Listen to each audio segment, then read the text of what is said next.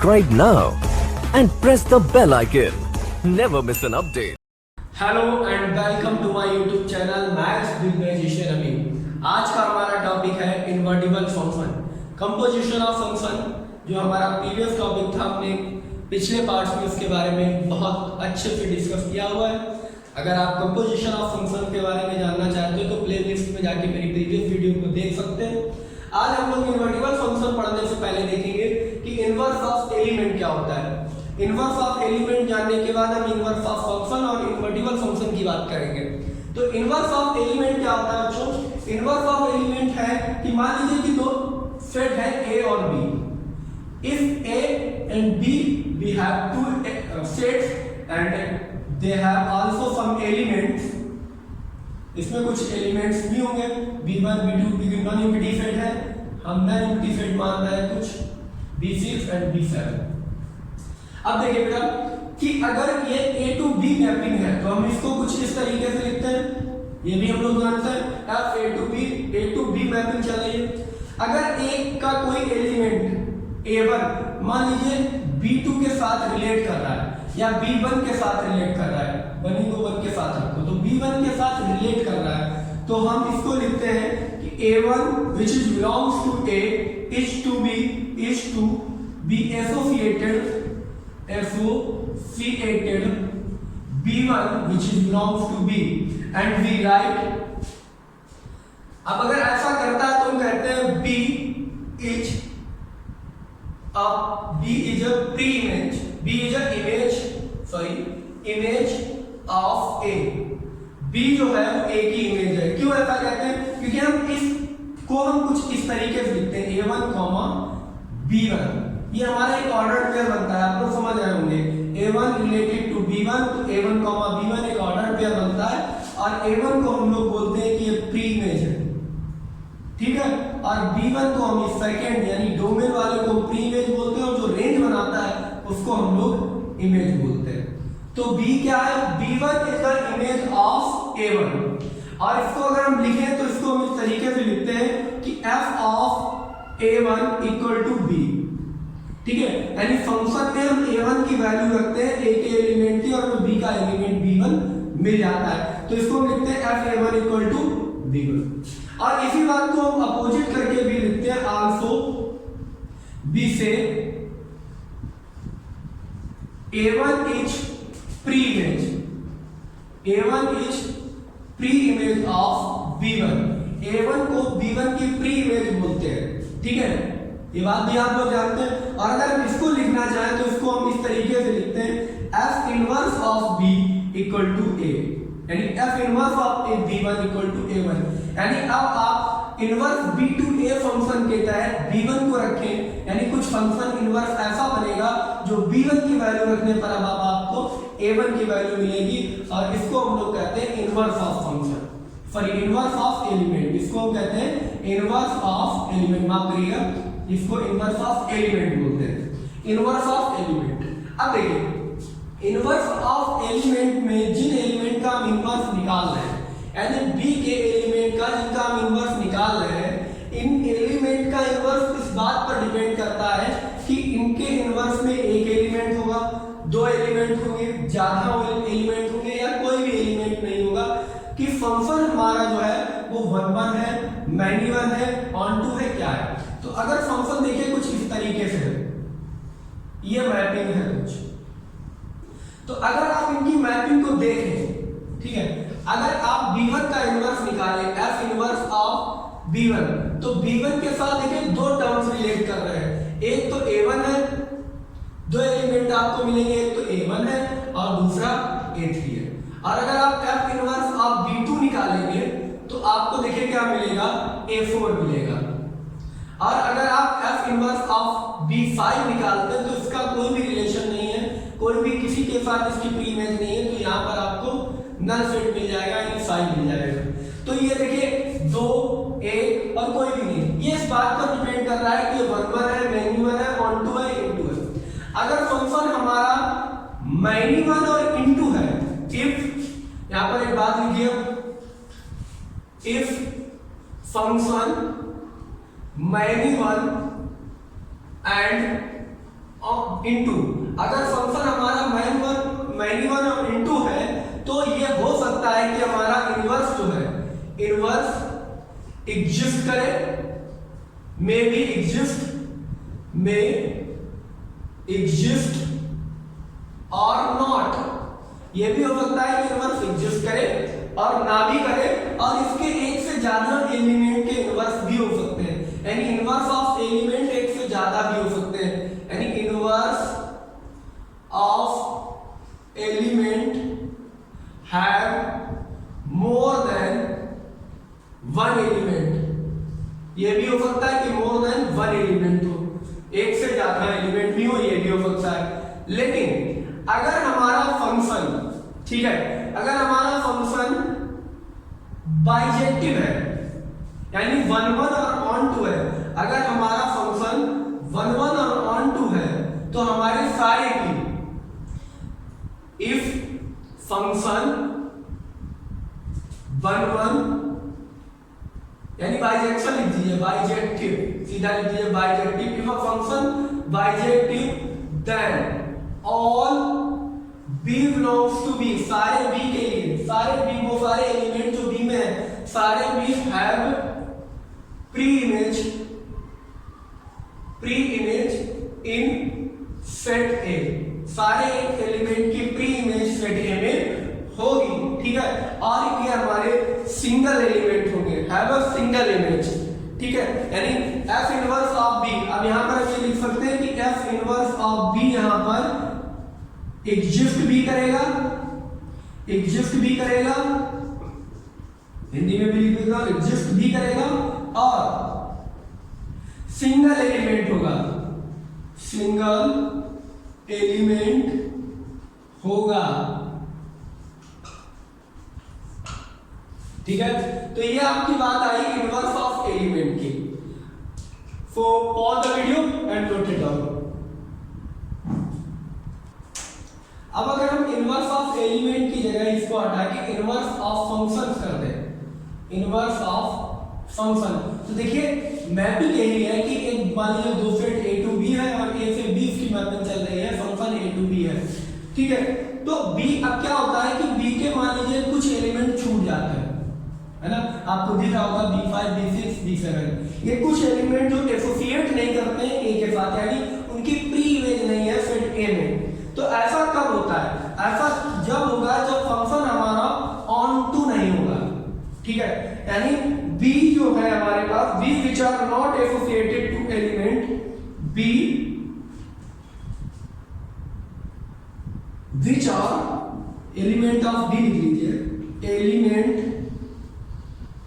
of b which are not associated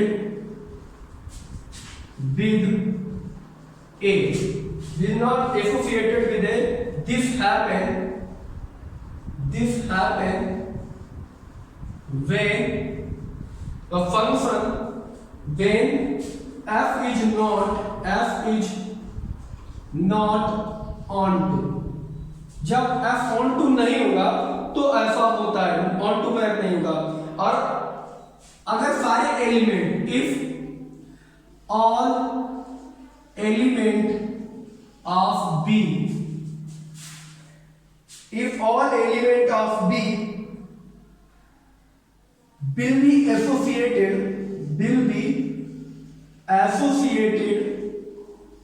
to some element in a, some element in a,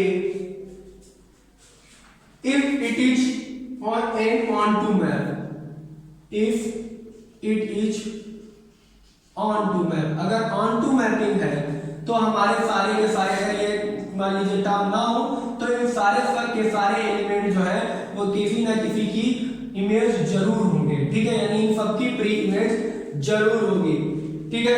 तो अब अगर हम लिखें कि मैं अगर इसी के साथ onto होगा, if function is many one, अगर फंक्शन many one है तो अगर फंक्शन many one होगा तो एक से ज्यादा जो हमारे पास जो है many one function then under the fact rule of element B may be associated to more than one element, then B have associated more than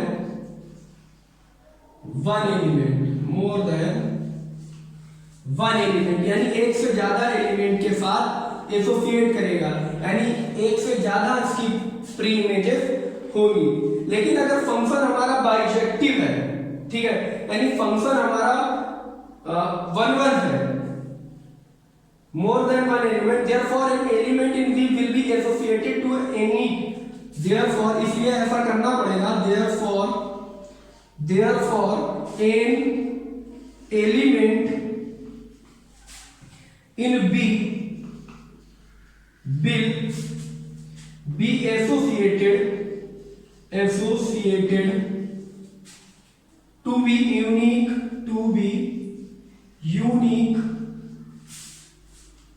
element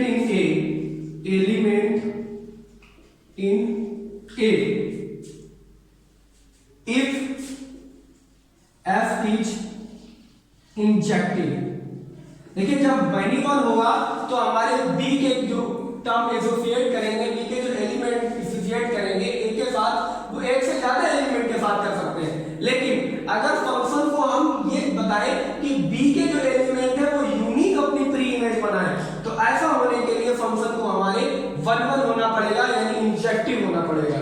और अगर ऐसा इंजेक्टिव मैपिंग हो जाती है तो इसी को हम कहते हैं कि मान लीजिए it follows from the above discussion that if a function f a to b defined हो जाता है, ये जब बाइजेक्शन, यानी अब यहाँ पर ये इंजेक्टिव हो गया और फंक्शन हमारा ऑन टू बी है, यानी फंक्शन की मैपिंग जो है वो हमारी ऑन टू बी है और 1 भी है, तो हमारे पास कुछ ऐसा आएगा, ये a to b, a1 a2 a3 और a4, और यहाँ होगा b1 b2 b3 and b4, और ये कुछ ऐसे करके रिलेट करेंगे। तो हमारे पास में 1 और ऑन टू जब दोनों आ जाएगा, ये a to b फंक्शन चलेगा, मैपिंग होगी, तो हमारे पास एक नया मतलब बाइजेक्शन हमें मिल जाना चाहिए। क्या मिलना चाहिए? बाइजेक्शन मैपिंग क्या होनी चाहिए? बाइजेक्शन होनी चाहिए, यानी 1 और ऑन टू अगर है तो हमारे पास हर b की एक यूनिक प्री इमेज होगी, और जब हमारे पास यूनिक प्री इमेज होगी इसकी, तो हम कहेंगे कि हम इसका एक अपोजिट फंक्शन भी हम इसका एसोसिएट कर सकते हैं। We can define a new function from b to a। अब हम इसको पलट भी सकते हैं, हम इसका एक न्यू फंक्शन भी डिफाइन कर सकते हैं, यानी जैसे हमारे पास a टू b ये फंक्शन है, अब हम फंक्शन को बदल के डिफाइन कर सकते हैं, फंक्शन हमारा b टू a चल सकता है, यानी b1 b2 b3 and b4 ये a1 a2 a3 और a4 के साथ रिलेट कर सकते हैं, यानी a1 जो था वो b2 के साथ रिलेट कर रहा था, और a2 जो है वो b1 के साथ कर रहा था, और a3 b3 के साथ, और b4 a4 के साथ। तो अब हमारे पास b2a भी हम एक नया फंक्शन डिफाइन कर सकते हैं, जो फंक्शन हमारा b2a चलेगा, ठीक है। और इसी को हम कहते हैं, यहाँ पर क्या होगा, ईच एलिमेंट ऑफ y के जितने भी एलिमेंट है, यानी ये जितने भी है which belongs to b, इनकी सबकी प्री इमेज हमारे पास होगी, ठीक है। सारी के साथ pre image F inverse of y which belongs to a, यानी इस सेट से बिलोंग करेंगे सारी की सारी, हमारे पास प्री इमेज मिल जाएंगे, और इसी को हम कहते हैं इनवर्स ऑफ फंक्शन, इसी को हम लोग कहते हैं इनवर्स ऑफ फंक्शन। यानी ये हमारा f है, अगर ये fx है तो ये हो जाएगा f इनवर्स ऑफ y। अगर a टू b हमारा फंक्शन जो है वो fx है तो f इनवर्स ऑफ y हो जाएगा b टू a, यानी जो फंक्शन की हमारी डोमेन है वो उस फंक्शन की रेंज बन जाएगी, और जो हमारी फंक्शन की रेंज है वो उसकी डोमेन बन जाएगी, और इसी को कहते हैं inverse of function. So pause the video and note it down. देखिए अब बात करते हैं इनवर्टिबल फंक्शन की। तो इनवर्टिबल फंक्शन की मैंने डिफिनीशन एक तरफ लिख दिया और एक तरफ एनसीईआरटी से एग्जांपल, जो पहला एग्जांपल आपका है वो लिख दिया। अब आप इधर से एग्जांपल को धीरे से सॉल्व करते रहिए और डिफिनीशन को पढ़ते रहिए, सॉल्व करते रहिए, आपको समझ में आएगा। कह रहा है इनवर्टिबल फंक्शन क्या है कि function f(x to y) is to be invertible. एक फंक्शन है जो x to y मैपिंग का है, ये इन्वर्टिबल होगा कब, जब इफ देयर एग्जिस्ट, जब ये एक और फंक्शन एग्जिस्ट करेगा, a function g by 2x, यानी जो इसकी डोमेन है वो इसकी रेंज हो जाए और जो इसकी रेंज है वो इसकी डोमेन हो जाए, such that gauge of x equal to ix, यानी identity of x identity function आ जाए और fog of y करने पर आपको y मिल जाए, then the function g is called the inverse of f and is denoted by f inverse। Question कर रहे हैं कि लेट फंक्शन है f n to y मैपिकल we have function defined as fx equal to 4x plus 3, ठीक है, where y equal to y belongs to n, y equal to 4x plus 3 for some x belongs to n, so that f is invertible, find inverse। तो सबसे पहले invertible दिखाने के लिए आपको function को क्या दिखाना पड़ेगा, मैंने कहा इफ f इज इन्वर्टिबल, अगर कोई फंक्शन इन्वर्टिबल है तो f मस्ट बी बाइजेक्टिव, यानी फंक्शन को 1 1 और ऑन टू होना चाहिए। अगर फंक्शन हमारा 1 1 और ऑन टू है तो वो इन्वर्टिबल है, अगर इन्वर्टिबल हो जाएगा तो हम उसका इन्वर्स भी आसानी से निकाल सकते हैं। तो हमारे पास जब इसका इन्वर्स निकालेंगे तो सबसे पहले हम फंक्शंस को, क्योंकि फंक्शन हमारा क्या है f के फॉर्म में डिफाइंड है, हमारे पास fx equal to 4x plus 3 है। अब हम इस फंक्शन को पहले gy की फॉर्म में डिफाइन करेंगे, ठीक है, इस फंक्शन को हम gy की फॉर्म में डिफाइन करेंगे तो लिखेंगे consider an elementary operator of capital Y by definition of y equal to 4x plus 3, इसी को हम लिख सकते हैं y equal to 4x plus 3, जो x की fx की फॉर्म में है, for some x in the domain, this so that for some x in the domain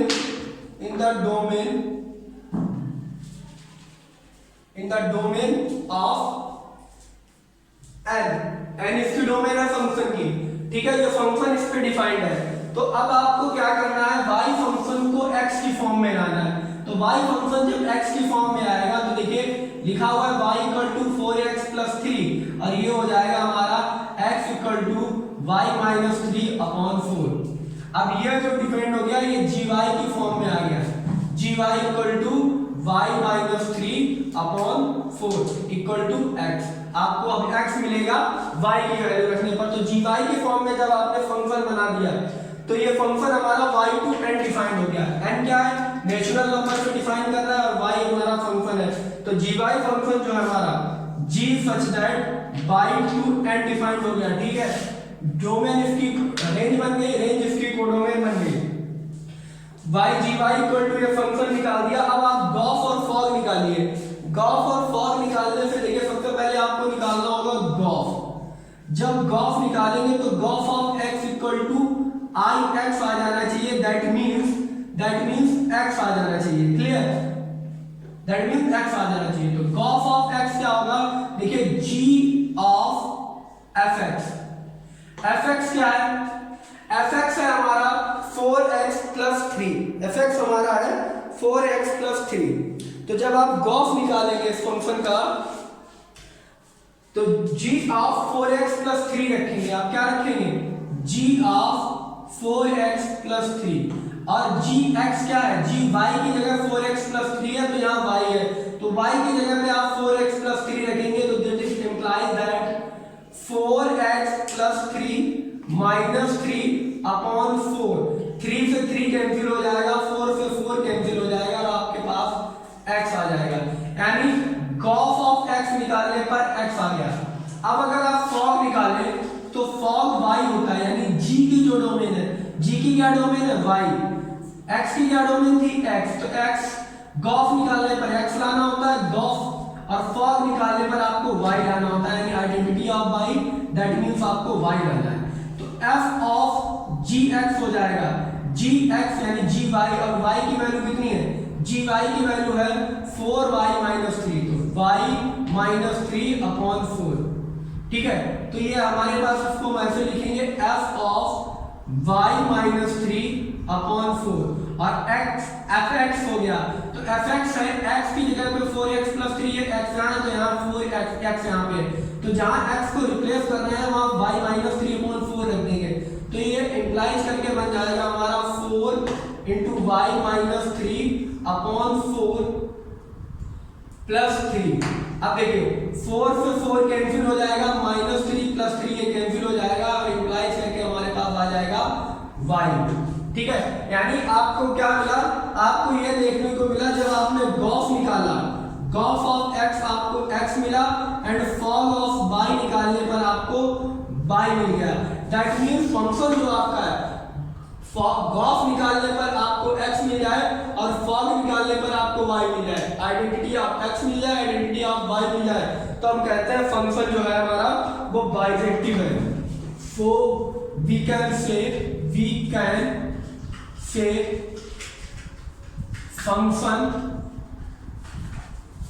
is 1 1 and onto, that means bijective है फंक्शन। और जब फंक्शन हमारा bijective है, so if function is bijective, अगर function हमारा bijective है तो function हमारा इन्वर्टिबल है।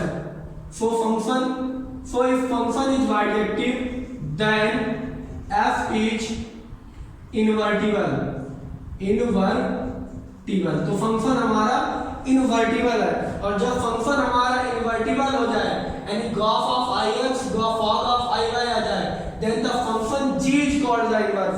तो उस फंक्शन g को हम क्या कहते हैं कि वो हमारा जो है वो इनवर्स है। So then implies that gy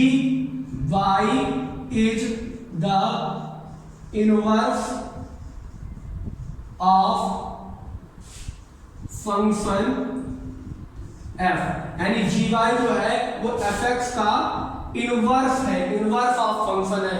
तो यहाँ पर आपको क्वेश्चन समझ में आया होगा कि आपने क्या क्या फंक्शन fx दिया था, उस फंक्शन fx को y की टर्म यानी y इक्वल टू समथिंग दिया था, y को हम फंक्शन को fx को gy बनाते हैं, यानी x के टर्म में फंक्शन को ले जाते हैं, और जब x के टर्म में function x equal to y minus 3 आ गया तो ये fx हो गया, ये gy हो गया। अब ये gy ही हमारा इन्वर्टिबल होता है, लेकिन कब, जब हमारा फंक्शन बाइजेक्टिव हो, इन्वर्टिबल हो। ठीक है, तो हम सबसे पहले gy/n गॉस निकाला जो ix x के बराबर आ गया, और फॉग y जो y के बराबर आ गया, तो गॉस x के बराबर आ जाए, फॉग y के यानी आइडेंटिटी आ जाए, तो हम कहते हैं कि जो हमारा g फंक्शन था वो ही f फंक्शन का इनवर्स है। ठीक है, तो यही इन्वर्टिबल फंक्शन कहता है function x to y is to be invertible if there exists a function gy to x such that gauge of ix and fog of iy, then the function g is called the inverse of f and is denoted by f inverse। इसका दूसरा तरीका और है कि आगे इसी question को हम एक दूसरे तरीके से यानी डायरेक्ट मेथड भी एक लगा सकते हैं। जैसा कि हमने भी पढ़ा है कि फंक्शन अगर इन्वर्टिबल हम प्रूव कर दें तो उसका जो g फंक्शन होता है यानी fx का जो g में कन्वर्ट करते हैं वही इनवर्स होता है। तो हमें अब पहले तो show that f is invertible करना है, फिर उसके बाद इनवर्स फाइंड करना है। तो इसको हम एक डायरेक्ट ये भी कर सकते हैं कि हम फंक्शन को पहले 1 1 और ऑन टू प्रूव करते हैं। First prove function 1 1 and on to.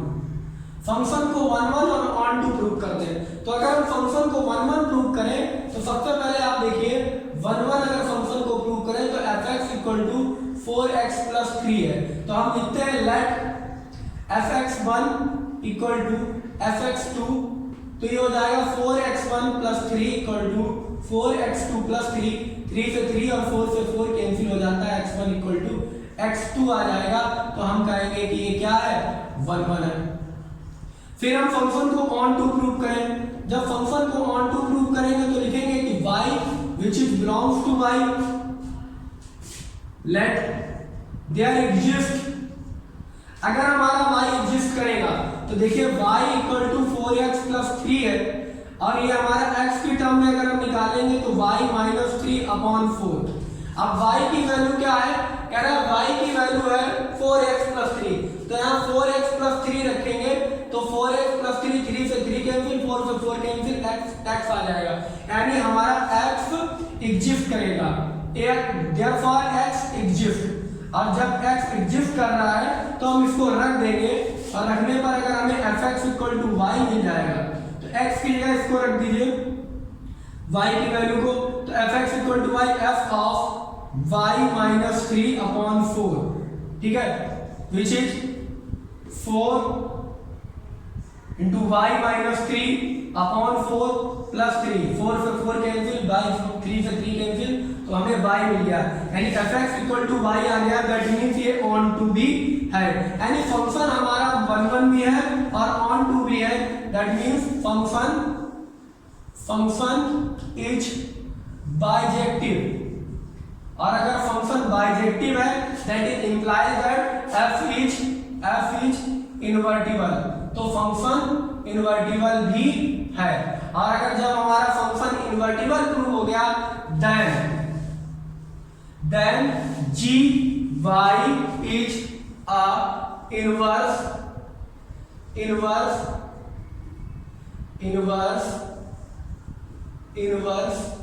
Of function f। तो जी वाई जो है वही इनवर्स ऑफ फंक्शन हो जाता है। तो जी वाई हमने क्या निकाला था, ये निकाला है x इक्वल टू जो हमारा निकलता है y माइनस 3 अपॉन 4। इसी x के टर्म को हम बोलते हैं g y equal to y minus 3 upon 4। अब ये फंक्शन हमारा g कैसा डिफाइंड है, g हमारा डिफाइंड है n टू y, ठीक है, और यही हमारा जी वाई जो है इनवर्स कहलाता है। इसको हम डिनोट कर देते हैं g y equal to, g y जो है वो एफ इनवर्स भी होता है, तो F inverse equal to Y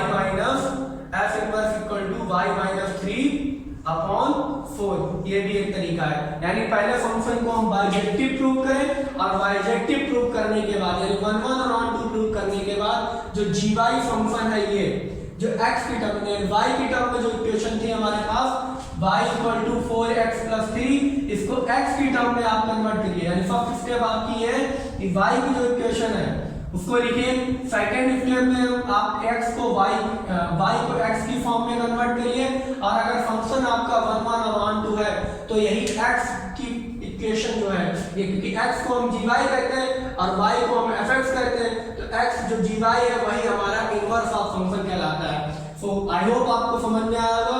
pause the video and note it down. देखिए सेकंड एग्जांपल हमने लिखा हो कि let y equal to n square such that n belongs to natural number which is set of natural number, consider f function which is map n to y as fn equal to n star so that f is invertible, find the inverse। ये function की mapping है, ये function आपको given है, ये y की value given है जो सेट से है हमारे। अब आपको पहले इनवर्टिबल दिखाना है फिर इनवर्स दिखाना है। हम मेथड लेके चलेंगे जो एनसीईआरटी में है, और आप इसके साथ साथ जो अभी मैंने इसके बाद क्वेश्चन से पहले जो मेथड बताया था कि आप पहले इस फंक्शन को 1 1 और ऑन टू प्रूव करिए। अब जब आपका फंक्शन 1 1 ऑन टू प्रूव हो जाए तो आप कहेंगे फंक्शन इनवर्टिबल है। जब फंक्शन इनवर्टिबल है तो उसका जो जी फंक्शन है वही उसका इनवर्स कहलाता है। देखिए ये जो क्वेश्चन है ये इसमें सबसे पहले आपको फर्स्ट स्टेप ये करना है। पहला काम फंक्शन हमारा ये डिफाइंड है fn टू y, और जो फंक्शन हमारा है वो है fn equal to n square, fn equal to n square. अब इस फंक्शन को हमें y के टर्म में ले जाना है, यानी g के टर्म में जाना है, ठीक है। तो ये अब हमारा जो सेकंड हम फंक्शन को जो करेंगे वो g के टर्म में बनाएंगे। तो इसको हम लिख सकते हैं y, क्योंकि y equal to n square fx fn ये सब y होता है n टू y, तो ये हो गया हमारा y equal to n square, तो n इक्वल टू आ जाएगा अंडर रूट y, जो कि आपका फंक्शन है वो g y हो जाएगा, विच इज n को क्या लिखेंगे gy which is under root of y, और जो आपका फंक्शन है g वो अब चलेगा y टू n, ठीक है। ये सेकंड स्टेप हो गई। अब यही gy फंक्शन आपका इनवर्स कहलाएगा। क्या कहलाएगा? इनवर्स कहलाएगा। लेकिन कब? जब हम गॉफ इक्वल टू n निकाल दें और फॉग इक्वल टू y, यानी गॉफ ऑफ n आ जाए और गॉफ फॉग y इक्वल टू y आ जाए। तो आप सबसे आप निकालेंगे थर्ड स्टेप में गॉफ, और f की डोमेन क्या है n, f की डोमेन n है, तो इसलिए आपको i n लाना पड़ेगा, यानी n लाना पड़ेगा। तो ये हो जाएगा g ऑफ fn, fn की वैल्यू बेटा है n स्क्वायर, तो this is implies that g n square. अब जी एन देखिए, जहां y है वहां पर अंडर रूट y है, और जहां जी एन स्क्वायर है वहां पर अब एन स्क्वायर आ जाएगा। तो ये इम्प्लाइज करके आप लिख सकते हैं under root of N square. N square से आपका रूट जो है एलिमिनेट हो जाएगा, तो मेरे पास एन आ जाएगा जो कि आई एन है, यानी आइडेंटिटी फंक्शन ऑफ एन हो गया। तो गॉस इक्वल टू एन आ गया मेरे पास। अब अगर हम फॉग निकालें तो फॉग ऑफ y, यानी g की डोमेन y है, तो g की डोमेन y है, यानी हमको y निकालना होगा। तो आप लिखेंगे f ऑफ gy। तो देखिए जहां पर gy है, यहाँ n है, n स्क्वायर है, यहाँ gy है, तो यहाँ gy स्क्वायर हो जाएगा। रिप्लेस करना होता है केवल, तो हम लिखेंगे gy का होल स्क्वायर, और gy की वैल्यू बेटा है अंडर रूट ऑफ y। तो अंडर रूट y का स्क्वायर एलिमिनेट हो जाएगी, ये तो हमारे पास बचेगी y। तो फॉग इक्वल टू n आ गया और गॉस इक्वल टू y आ गया। Identity of n, identity of y, दोनों आइडेंटिटी फंक्शन आ गए। तो हम कहेंगे f इज इनवर्टिबल। अब लिखेंगे f is 1 1 and on to, so function is invertible and hence the function of gy equal to under root of y, which is mapped g y to n, is a inverse of function fx equal to n square. अब ये n square function का जो है वो inverse है। बहुत ही easy question था, बहुत ही अच्छा क्वेश्चन था। आपको बिल्कुल क्वेश्चन को समझ में आया होगा, और अगर आपका कोई प्रॉब्लम है तो आप कमेंट बॉक्स में क्वेश्चन को मुझसे पूछ सकते हैं। तो pause the video and note it down. Next जो मेरा क्वेश्चन है वो बहुत ही इजी क्वेश्चन है, और ये बहुत ही इंपॉर्टेंट क्वेश्चन है। ठीक है, ये इंपॉर्टेंट क्वेश्चन है, आप लोग लिख लीजिए, important, very very important question. Let f r f function n to r be a function defined as fx equal to x square plus 12x plus 15, so that f n to f where n is the range of f is invertible, find the inverse। तो पहले तो ये जो है f वो inverse है, n range है n की, और फिर बताना है कि f इनवर्टिबल है, और इनवर्स आपको पता करना है। ठीक है, इसका सॉल्यूशन देखते हैं। सॉल्यूशन बहुत इजी है। लेट y, अब y क्या है? fx equal to y is a arbitrary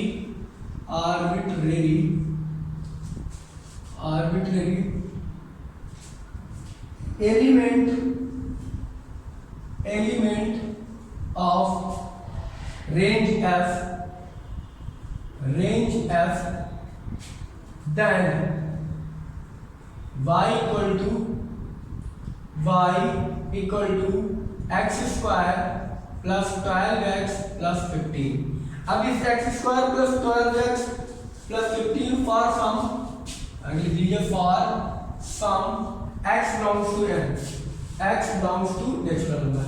अब इस y को, ये y जो फंक्शन दिया गया, सेकेंड स्टेप होता है इसको x की फॉर्म में कन्वर्ट करना।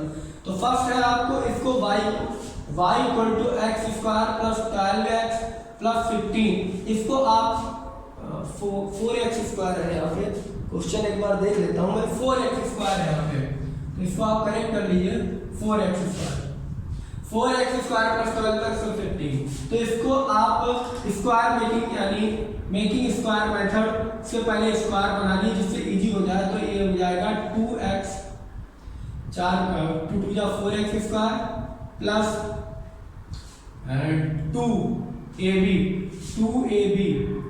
into 2x into b equal to 12x, x से 4 3 12 यानी 3।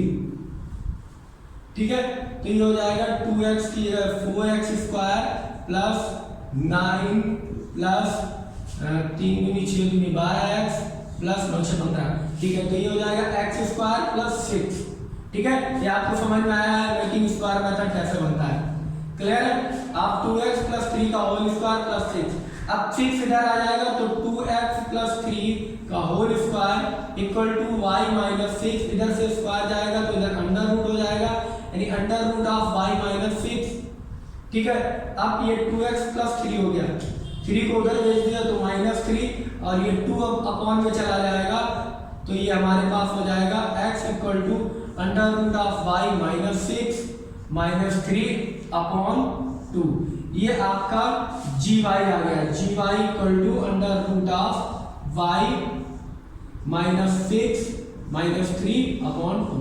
ये आपने जब gy निकाल लिया तो आपको अब देखिए यहाँ पर y जो है वो ग्रेटर देन 6 इक्वल होना चाहिए, तो y is greater than equal 6 और यही आपकी रेंज बन गई। तो अब जो gy फंक्शन है, ठीक है, यानी जो gy फंक्शन है अब आपका वो चलेगा, ये n to s चल रहा था, ठीक है, अब वो s to n चलेगा, ठीक है। अब आपको गॉफ और फॉग निकालना है, तो सबसे पहले आप गॉफ ऑफ x निकालेंगे तो इसको लिखेंगे g ऑफ fx।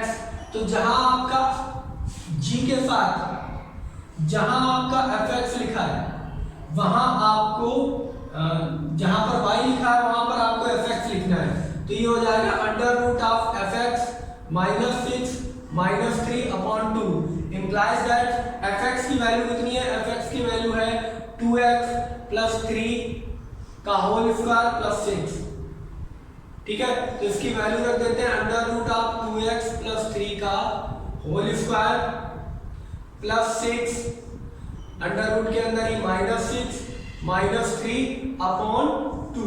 अब देखिए 6 से 6 कैंसिल हो जाएगा, 3 अंडर रूट से बाहर है तो ये इंप्लाइज दैट मैं यहाँ पर ये लिख दूंगा under root of 2x plus 3 का whole square minus 3 upon 2 which is implies that इससे एलिमिनेट हो जाएगा ये, तो बचेगा 2x प्लस 3 माइनस 3 अपॉन 2, 2 से 2 कैंसिल और 3 से 3 और 2 से 2 कैंसिल, ये आ जाएगा x जो कि आइडेंटिटी ऑफ x है। क्लियर। अब आप फॉग ऑफ y निकालेंगे तो फॉग ऑफ y निकालने पे आप f ऑफ gx लिखेंगे, ठीक है, f ऑफ gy लिखेंगे, सॉरी। तो अब जहां पर आपको x f में लिखा था निकालेंगे तो फॉग ऑफ y आ जाएगा f ऑफ gy। तो जहां f ऑफ x की जगह पर x लिखा हुआ है वहां gy से रिप्लेस हो जाएगा ये पूरा टर्म, तो हम इसको लिखेंगे 2 ऑफ अंडर रूट, ठीक है, 2 ऑफ gy प्लस 3 का होल स्क्वायर प्लस 6। अब gy की वैल्यू यहां से आप पुट कर दीजिए यहाँ पे, तो ये हो जाएगा 2 into under root of y minus 6 minus 3 upon 2, ठीक है, प्लस 3 और इस पूरे का होल स्क्वायर प्लस 6। अब देखिए 2 से 2 कैंसिल हो जाएगा, 3 से 3 कैंसिल हो जाएगा। अब ये बचेगा y माइनस 6 का होल स्क्वायर प्लस 6, स्क्वायर से एलिमिनेट हो जाएगा y माइनस 6 प्लस 6, 6 से 6 कैंसिल हो जाएगा, बचेगा y जो कि i y के बराबर है। यानी गॉफ x आ गया, फॉग y आ गया, तो आप लिखेंगे कि फंक्शन जो है वो इन्वर्टिबल है। हेंस आप यहाँ पे एक लाइन लिखिए, hence function is bijective, so function is invertible and the function is the gy function is and the function gy is inverse of function fx, ठीक है। fx फंक्शन का जो इनवर्स है वो gy फंक्शन हो गया, यानी ये जो है ये इनवर्स हो जाएगा, ठीक है। इसी को आप लिख देंगे f इनवर्स जो कि gy के बराबर है, जो है under root y minus 6 minus 3 upon 2। ये आपका क्वेश्चन सॉल्व हो गया, बहुत ही इजी क्वेश्चन था, इंपॉर्टेंट क्वेश्चन था। So pause the video and note it down. देखिए नेक्स्ट जो है हमारा थ्योरम नंबर फर्स्ट, कह रहा है if f x to y g function y to z and h z to f are the function, then h of gof equal to hog of f। ये आपकी theorem first है और इसी से related आपका इससे पहले क्वेश्चन एग्जांपल नंबर 26 है, तो आप इसको समझिए और एग्जांपल नंबर 26 आप बहुत ही इजीली अपने घर पर कर पाएंगे। तो देखिए आप इस क्वेश्चन को कैसे करेंगे कि h of gof equal to h of hog of f आपको निकालना है। तो देखिए सबसे पहले आप एक टर्म को सॉल्व करिए, तो एक टर्म आपका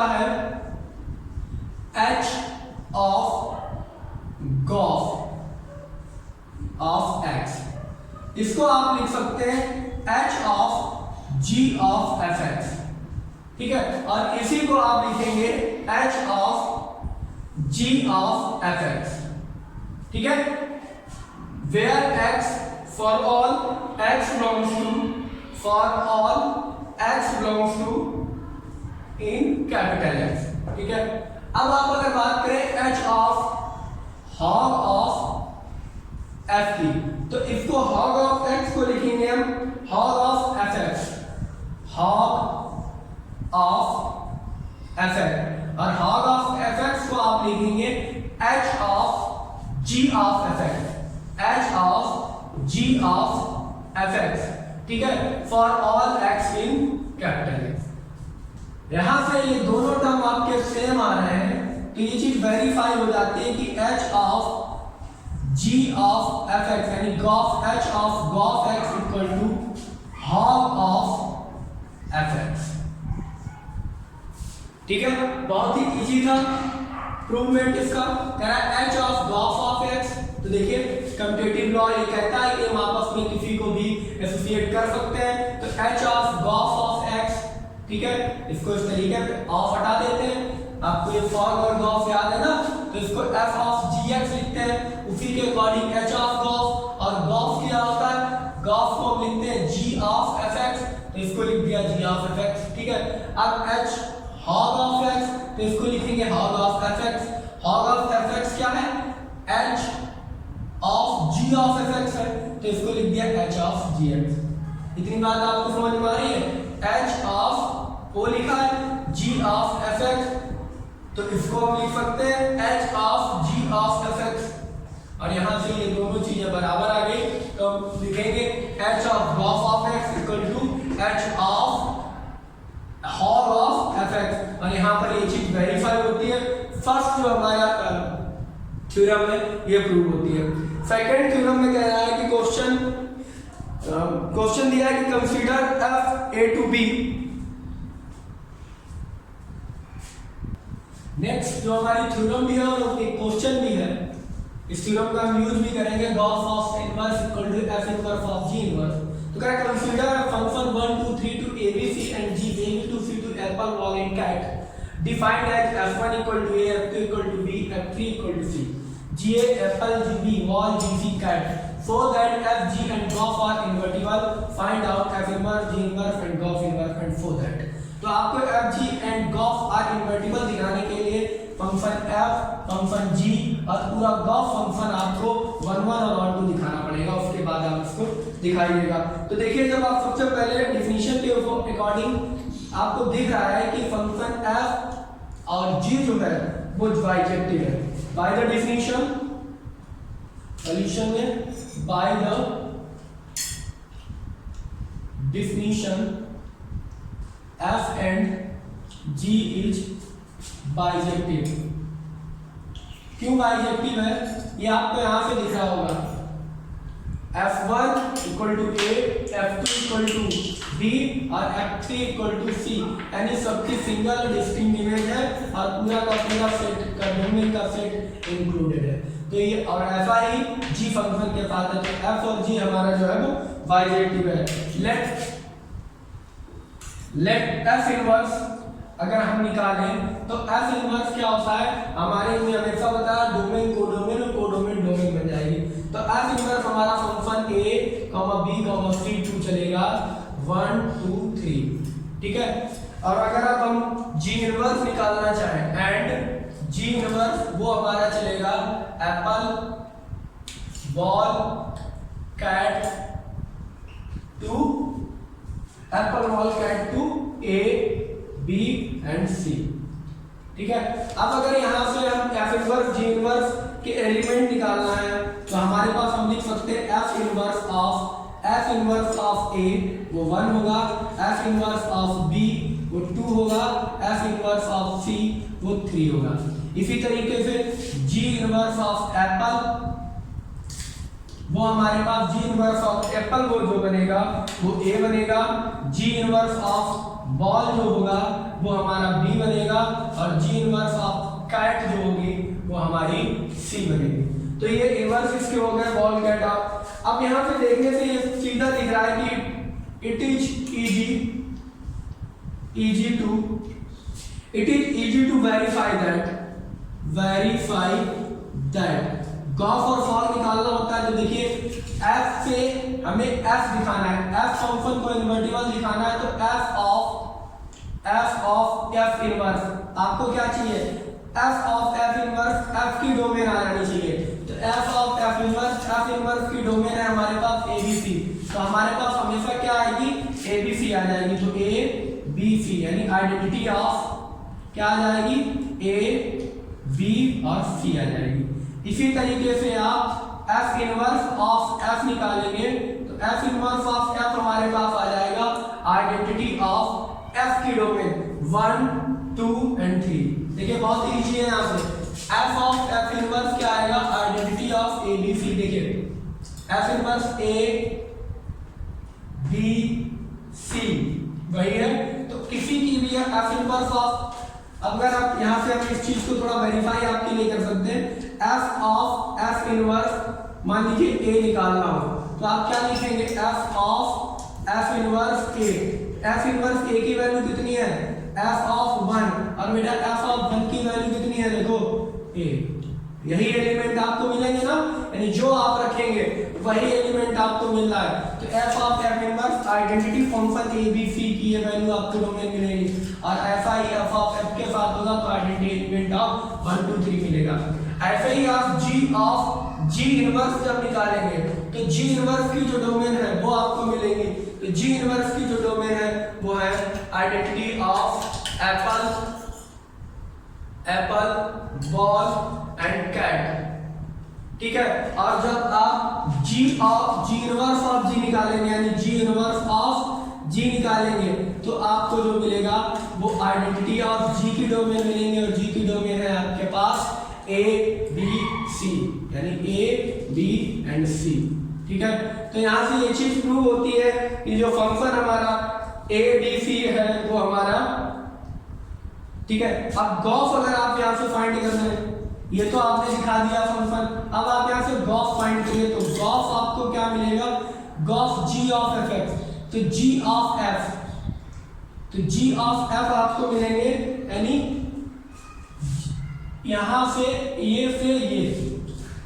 ये आपको मिलेगा, ये होगा g ऑफ f। तो g ऑफ f आपका होगा 1 2 3 से apple ball and cat, apple ball and cat. अब यहाँ से आप गॉफ ऑफ 1 निकालें, तो गॉफ ऑफ 1 आपका एप्पल, गॉफ ऑफ 2 आपकी बॉल, और गॉफ ऑफ 3 आपका कैट होगा, क्लियर। और यहीं से अगर हम इसका इनवर्स निकालें तो ध्यान से अगली स्टेप क्या होगी, अगर यहीं से हम गॉफ ऑफ f इनवर्स यानी गॉफ ऑफ इनवर्स निकाल दें, तो गॉफ ऑफ इनवर्स हमारा होगा एप्पल बॉल कैट 2 1 2 3, और यहां से अगर हम एलिमेंट निकालें गॉफ ऑफ किसी का भी, तो Gauff of inverse of Apple ये हमारे पास क्या आ जाएगा 1। इसी तरीके से गॉफ इनवर्स ऑफ बॉल 2, गॉफ इनवर्स ऑफ कैट आएगा 3, ठीक है। आपके पास ये सारे टर्म आ जाएंगे, तो आपके पास जो फंक्शन आपका बनेगा वो गॉफ इनवर्स के सारे आ गए। तो यहाँ से आपको दिख रहा होगा कि g गॉफ ऑफ, अब अगर आप गॉफ ऑफ इनवर्स निकालेंगे, गॉफ ऑफ इनवर्स, तो आपके पास आइडेंटिटी ऑफ d आ जाएगा, यानी इनवर्स का डोमेन जो किसके बराबर है, एप्पल बॉल एंड कैट, जो एप्पल बॉल और कैट है। तो यहाँ से ये चीज आपको क्लियर हो रही है कि गॉफ इनवर्स ये आएगा, और गॉफ इनवर्स ऑफ गॉफ निकालेंगे तो आपके पास गॉफ की डोमेन आएगी, और गॉफ की डोमेन है हमारे पास आइडेंटिटी ऑफ 1 2 3। तो यहाँ से ये आपको दिख रहा है, यानी यहाँ पे लिखने पर दोनों पे आइडेंटिटी आ रही है, यानी गॉफ भी हमारी इनवर्टिबल है, एफ रखने पर भी हमें आइडेंटिटी आ रही थी, यानी identity of ABC, of inverse identity of 1 2 3, यानी x y गॉफ पे भी x y, ये x है ये y है, उसके लिए जो रख रहे हैं वो आ रहा है। तो इस तरीके से यहाँ से प्रूव होता है कि हमारा जो फंक्शन जी एफ और गॉस है वो इनवर्टिबल है। तो हमने जी एफ और गॉस को इनवर्टिबल बोल छोड़ दिया। इतना वीडियो आप लोग पॉज करिए और नोट करिए, इसके बाद फिर आगे बढ़ते हैं। ठीक है, आगे आप देखिए, अगर आप F inverse of G inverse निकालना चाहें, F inverse of G inverse of किसी जी इनवर्स का कोई भी एलिमेंट, यानी जी इनवर्स देखिए बदल के क्या आएगा, जी इनवर्स आपके पास बदल के आ जाएगा एप्पल, यानी अपोजिट होगा ना। तो कोई एक एलिमेंट मान लीजिए एप्पल है, तो इसका F of G inverse of Apple, यानी जी इनवर्स ऑफ एप्पल लिखेंगे इसको, तो ये हो जाएगा जी इनवर्स ऑफ एप्पल। और जी इनवर्स ऑफ एप्पल की वैल्यू कितनी होगी, जी इनवर्स ऑफ एप्पल की वैल्यू हमारे पास है जी inverse of Apple, ji inverse of Apple की वैल्यू निकलेगी एफ इनवर्स ऑफ ए, क्योंकि एप्पल की वैल्यू कितनी होगी, तो इसको लिखेंगे एफ इनवर्स ऑफ ए। अब f inverse of a, f inverse of a की वैल्यू होगी 1, ठीक है। और जो किसके बराबर है, F inverse of A value 1, और 1 किसके बराबर है, गॉस इनवर्स, पिछले हमने देखा था Gauss inverse of Apple, Gauss inverse of Apple. अब गॉस यहां से यहां तक है और इसका इनवर्स जो है वो यहां से यहां जाएगा, गॉस यहां से यहां है, इनवर्स एप्पल टू 1 2 3, तो एप्पल का एलिमेंट 1 के साथ है, तो गॉस इनवर्स एप्पल हमारा आएगा 1, यानी ये जो है वो गॉस ऑफ एप्पल के बराबर है। इसी तरीके से अगर आप F inverse of G inverse ball निकालें तो आपको क्या मिलेगा, F inverse ji inverse of ball मिलेगी, और जी इनवर्स ऑफ बॉल की वैल्यू अगर देखें तो एफ इनवर्स ऑफ बी है, ठीक है, एफ इनवर्स ऑफ बी, और इसकी वैल्यू 2 है, जिसकी जो 2 वैल्यू किसकी है, वो गॉस इनवर्स ऑफ बॉल के बराबर है। तो यहाँ से आपको सिमिलरिटी आपको देखने को मिल रहा है, ठीक है। अब यहीं से अगर आप F inverse of G inverse of cat निकालना चाहें तो F inverse of G inverse of cat, और जी इनवर्स ऑफ कैट किसके बराबर है, एफ इनवर्स ऑफ सी के बराबर है, और एफ इनवर्स सी की वैल्यू 3 है, और जो एफ इनवर्स सी की वैल्यू 3 किसके बराबर है, वो कैट के बराबर है, गॉस इनवर्स के कैट के बराबर, तो गॉस इनवर्स ऑफ कैट। देखिए बिल्कुल भाई कंफ्यूज नहीं होना बेटा, बहुत इजी, थोड़ा सा समझना। देखिए एफ इनवर्स ऑफ जी, तो इसको हम लिखते हैं F of G inverse of Apple, Apple लिखा है ना, तो जी इनवर्स ऑफ एप्पल। अब जी फंक्शन हमारा ये है यहां से यहां, तो इनवर्स चलेगा ए से बी, ए बी सी से, ये हमारा जी है। अब जी इनवर्स कर देंगे तो एप्पल बॉल कैट से चलेगा उल्टा, है ना, यहां से ये चलेगा।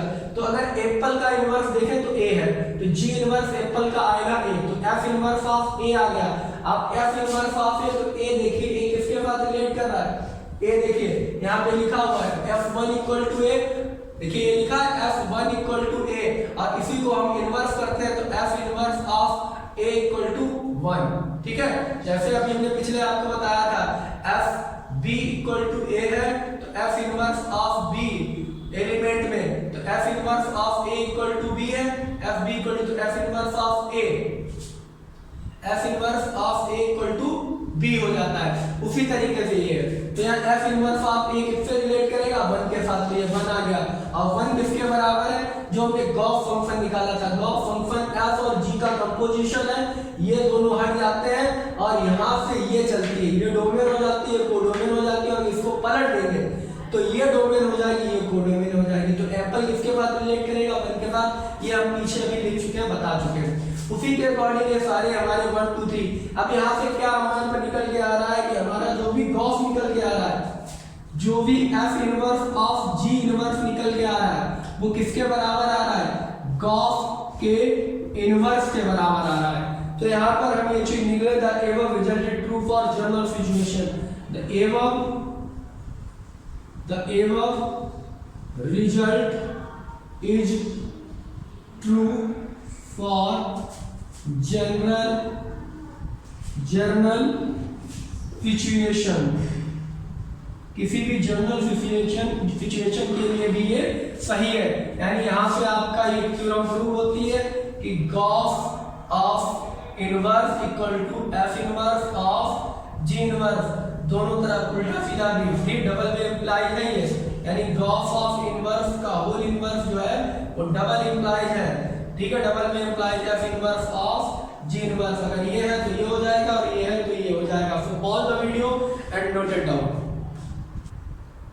नेक्स्ट जो हमारा क्वेश्चन है बहुत इजी है, बहुत इजी, बड़े आसानी में हो जाएगा। देखिए बहुत छोटी सी बात पूछी है, इसने करा लेट एस 1 2 3 जब set determine whether the function s to s चल रहा है defined as below the inverse find f inverse if it exist.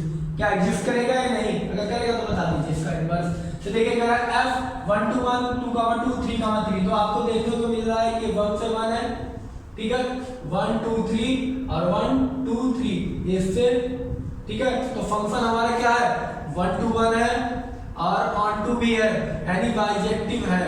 और जब फंक्शन हमारा बाइजेक्टिव होता है तो हमारा इन्वर्टिबल भी होता है, यानी फंक्शन इन्वर्टिबल है। और इन्वर्टिबल है तो इसको पलट देंगे और इसको अगर एफ इनवर्स निकालना चाहे इसी का तो एफ इनवर्स इसका निकलेगा 1, 1 यही रहेगा, क्योंकि पलटने से कुछ नहीं पलटेगा, दोनों डबलेट्स हैं। क्लियर है।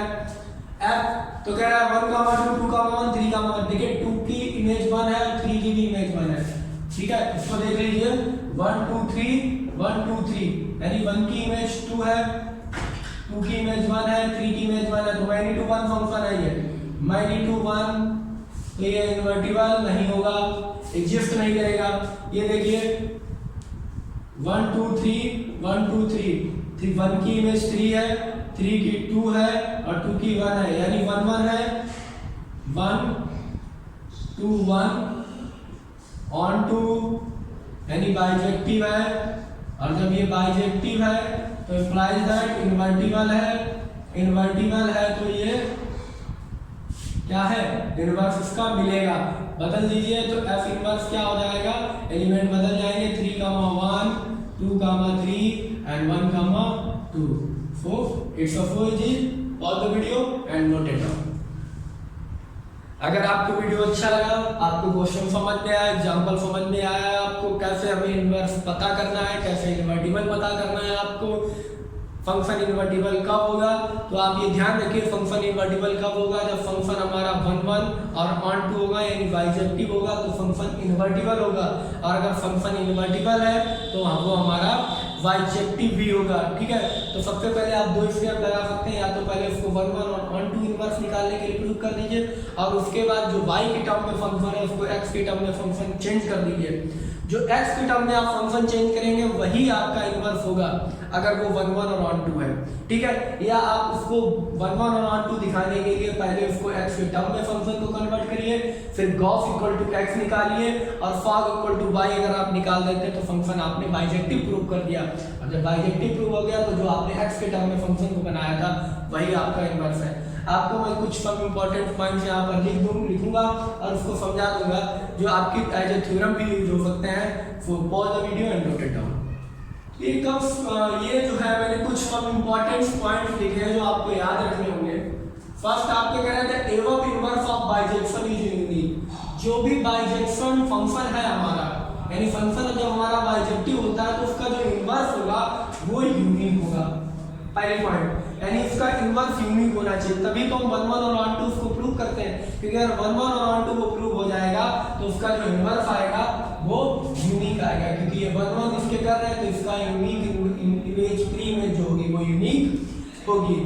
देन सेकंड करा the inverse of bijection is also is bijection. Bijective inverse का बाइजेक्शन यानी फंक्शन का जो है बाइजेक्शन वो हमेशा इनवर्स का बाइजेक्शन क्या कहलाता है वो भी, यानी अगर कोई फंक्शन है इन्वर्टिव फंक्शन है वो 1 1 और ऑन टू है तो उसका इनवर्स भी 1 1 और ऑन टू होगा। क्लियर है, यानी ये फंक्शन अगर पलट दे तो ये भी 1 1 और ऑन टू ही रहेगा। थर्ड करा है if a to b a bijection and g b to a is the inverse of, then fog ib and gof ia, यानी fog ib यानी b का एलिमेंट यानी y आ जाना चाहिए और gof a का element identity of a element यानी x आ जाना चाहिए, where ia and i is the identity function। Clear, ये अभी क्वेश्चन में यूज करते हुए आए। Let a function a to b and g function b to a b to function such that gof of ia and fog of ib, then f and g are the bijection and g is the inverse। तो G equal to F inverse. ये भी हम use करते हुए आए हैं कि Gauss और फॉग हमने x और y अगर निकाल दिए तो वो बाइजेक्टिव होते हैं F और G, और G जो वो फंक्शन होता है वो इनवर्स होता है, ठीक है। फोर्थ कह रहा है कि let a to B function be the invertible function then the inverse of f is inverse, यानी फंक्शन का अगर हम इनवर्स करें यानी f इनवर्स का भी अगर इनवर्स कर दें तो हमारे पास फंक्शन आ जाता है, ठीक है। नेक्स्ट हमारा some time f a to b is 1 1 but not onto 1 1 तो होता है लेकिन onto नहीं होता है, कोई एलिमेंट यहाँ छूट जाता है। इन such a case, ऐसे केस में f is not invertible, invertible नहीं होगा, but f a to b range of f, अगर फंक्शन की रेंज को इंक्लूड कर दें इज 1 1 and onto, तो ये 1 1 और onto हो जाएगा, यानी इसको हटा देंगे, so it is invertible and its inverse can be found, तो इसका इनवर्स निकाला जा सकता है। अगर आपको वीडियो अच्छा लगा है तो वीडियो को सब्सक्राइब करिए, चैनल को सब्सक्राइब करिए, और आप वीडियो को ज़्यादा से ज़्यादा लोगों को शेयर करिए। अपने कमेंट्स जो है आपकी जो प्रॉब्लम है वो कमेंट बॉक्स में दीजिए। आई होप आपको वीडियो अच्छा लगा हो। सो थैंक यू एंड बने रहिए हमारे चैनल पर मैथ्स विद मैजिशियन अभी।